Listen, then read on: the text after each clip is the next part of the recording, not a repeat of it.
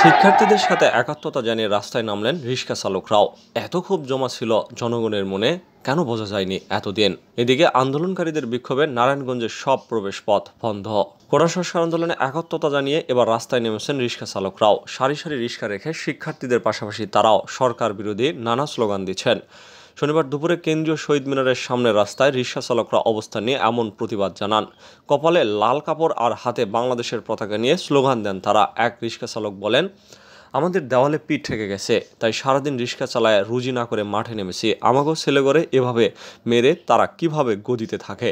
এর আগে বিভিন্ন দিক থেকে দলে দলে মিছিল নিয়ে কেন্দ্রীয় শহীদ মিনারে একত্রিত হন বিক্ষোভকারীরা। এই আন্দোলনের সংহতি প্রকাশ করে রাস্তায় নেমেছেন বিভিন্ন শ্রেণী পেশার মানুষ। সরজমিনে দেখা গেছে রিক্সা চালকরা আমার ভাই কবরে, খুনি কেন বাহিরে, দিয়েছি তো রক্ত, আরও দেব রক্ত, স্বৈরাচারের গদিতে আগুন জ্বালো একসাথে, জালো রে জালো আগুন জ্বালো, বুকের ভেতর অনেক ঝড়, বুক পেতেছি গুলি কর, 1 2 3 4, হাসিনা তুই গদি ছাড় সহ সরকার বিরোধী নানা স্লোগান দিতে থাকেন।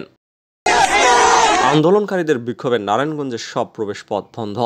নারায়ণগঞ্জের শহরের প্রাণকেন্দ্র চাষারায় সড়ক অবরোধ করে বিক্ষোভ করছেন বৈষম্য বিরোধী ছাত্র আন্দোলনকারীরা। এতে নারায়ণগঞ্জের সবগুলো প্রবেশ পথ বন্ধ হয়ে গেছে। নারায়ণগঞ্জ থেকে ছেড়ে যাওয়া সব ধরনের যানবাহন চলাচল। শনিবার সকাল 11:30টায় নগরীর 2 নম্বর রেলগেট থেকে মিছিল নিয়ে চাষারায় গিয়ে কেন্দ্রীয় শহীদ মিনার প্রাঙ্গণ এবং বিজয় স্তম্ভের সামনে সড়ক অবরোধ করে বিক্ষোভ করেন শিক্ষার্থীরা। দুপুর 3:15টার পর পর্যন্ত আন্দোলনকারী রাস্তা অবরোধ করে রাখে। এতে নারায়ণগঞ্জ তোলারাম বিশ্ববিদ্যালয় কলেজ, নারায়ণগঞ্জ কলেজ এবং নারায়ণগঞ্জ মহিলা কলেজ সহ বিভিন্ন শিক্ষা প্রতিষ্ঠানের কয়েক হাজার শিক্ষার্থী সেখানে অবস্থান নিয়েছেন। তারা উই ওয়ান জাস্টিস, শহীদ হওয়া শিক্ষার্থীদের রক্ত বৃথা যেতে দিব না, লেগেছে রে লেগেছে, রক্তে আঙুল লেগেছে সহ বিভিন্ন স্লোগান দেয়। এই সময় শহরের চাষারার মোড়ে বিজেপির গাড়ি শিক্ষার্থীরা আটকে দিলে শিক্ষার্থীদের সাথে সহমর্মিতা জানিয়ে স্থান ত্যাগ করে বিজেপি।